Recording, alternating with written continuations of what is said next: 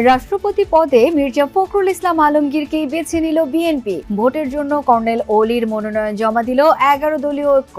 রাষ্ট্রপতি প্রার্থী হয়েছেন দলের সংগ্রামী মহাসচিব মির্জা ফখরুল ইসলাম আলমগীর। ঢাকা দিল্লি সম্পর্কের অগ্রগতির উপর নির্ভর প্রধানমন্ত্রী তারেক রহমানের ভারত সফর, জানালেন প্রতিমন্ত্রী। অনেক সংকট কাটবে শীর্ষ নেতারা বসলে। কমছে না গ্যাস বিদ্যুতের সংকট ও ভোগান্তি, ক্রেতাদের কাছে জবাব দিতে বিব্রতকর অবস্থার অভিযোগ রপ্তানিকারকদের। দ্রুত সমাধান নেই বললেন মন্ত্রী। এখন শুধু আমাকে দিন গোনা ছাড়া আর ওই যে ইঞ্জিনিয়াররা কাজ করছে এফএসআর এটা করা ছাড়া আমার কিছু নাই। আর কিছু ম্যানেজমেন্ট করা যাতে কম লোডশেডিং হয়, যাতে আমি ইন্ডাস্ট্রিকে গ্যাসটা দিতে পারি। বাংলাদেশে দীর্ঘমেয়াদী ব্যবসা গড়ে তুলতে মার্কিন ব্যবসায়ীদের প্রতি প্রধানমন্ত্রীর আহ্বান। বিনিয়োগ বান্ধব পরিবেশ নিশ্চিতে কাজ করছে সরকার। এতক্ষণ শুনছিলেন সংবাদ শিরোনাম, এখন শুনবেন বিস্তারিত। বিএনপি থেকে মির্জা ফখরুল ইসলাম আলমগীর আর 11 দলীয় ঐক্যের প্রেসিডেন্ট প্রার্থী অবসরপ্রাপ্ত কর্নেল ওলি আহমদ।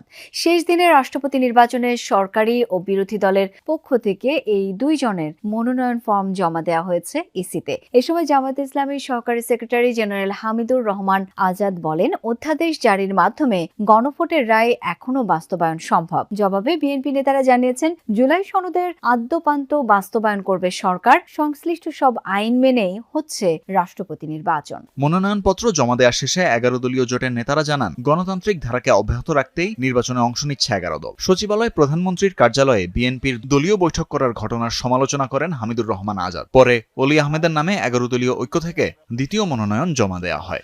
ঢাকা দিল্লি সম্পর্কের অগ্রগতির উপর নির্ভর করছে প্রধানমন্ত্রী তারেক রহমানের ভারত সফর। এই মন্তব্য করে পররাষ্ট্র প্রতিমন্ত্রী শামা ওবায়দ ইসলাম বলছেন, দিল্লি সফর কবে হবে তা নির্ভর করছে প্রধানমন্ত্রীর সময়সূচির উপর। দিল্লির মতো ঢাকারও প্রত্যাশা, দুই দেশের শীর্ষ নেতা বসলে অনেক সমস্যা সমাধানের পথ খুলবে। চলমান টানাপোড়েন কাটিয়ে দ্বিপাক্ষিক সম্পর্ক স্বাভাবিক করতে ভারতকে এই সুযোগ কাজে লাগানোর তাগিদ দেন প্রতিমন্ত্রী। সাংবিধানিক অনেক কাজ কিন্তু সামনে আছে, তো সেই জায়গাটা থেকে সরকার ব্যস্ত আছে, মাননীয় প্রধানমন্ত্রী ব্যস্ত আছেন। তার মধ্যেই যদি সবকিছু মেলে অবশ্যই ভারত সফর হবে। সকল দেশ সফরের ক্ষেত্রেই আমরা বাংলাদেশ সরকার পজিটিভ আছে, কিন্তু এটা নির্ভর করবে মাননীয় প্রধানমন্ত্রীর সময়ের উপরে এবং দুই দেশের আলোচনার কতটুকু আগাচ্ছে সেটার উপর।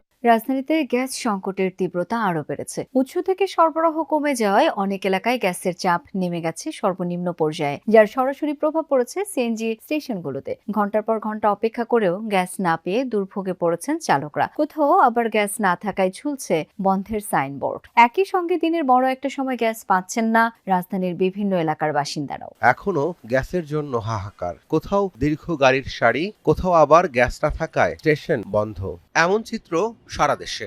কবে দিতে আর এটা 72 ঘন্টা লাগবে, 24 ঘন্টা লাগবে, এটা শিউর দিতে আর 11:30 বাজে আমরা পাম্পে আসি, পুরোটা দিন গেছে গা, পুরোটা রাজ্যে গেছে গা, এখনো আসি, এখনো গ্যাস পাইনি। সরকার যদি আমাদেরকে আগে থেকে ঘোষণা দিত তাহলে আমরা আর গ্যাসের জন্য আসতাম না। চালকদের অভিযোগ, এক স্টেশন থেকে আরেক স্টেশনে ঘুরেও মিলছে না কাঙ্ক্ষিত গ্যাস। ফলে দিনের বড় একটা সময় কেটে যাচ্ছে শুধু গ্যাসের অপেক্ষায়। স্টেশন সংশ্লিষ্টরাও বলছেন, পাইপলাইনে চাপ কম থাকায় স্বাভাবিকভাবে মেশিন চালানো যাচ্ছে না। তখন তো আমরা নিশ্চয় দাঁড়াই, ঠিক আছে, এখন আমরা সিরিয়ালে বসে রয়েছি। আমার টাইমে সিরিয়াল ধরছি ভাই, এখন পর্যন্ত গ্যাস শুরুতে পারে নাই। ছেলে মেয়ে নিয়ে বউ আছে, কি যাবো, গাড়ি নিয়ে এখন ব্যাক করে বাসা চলে যেতে হবে গ্যাস না পাইয়া।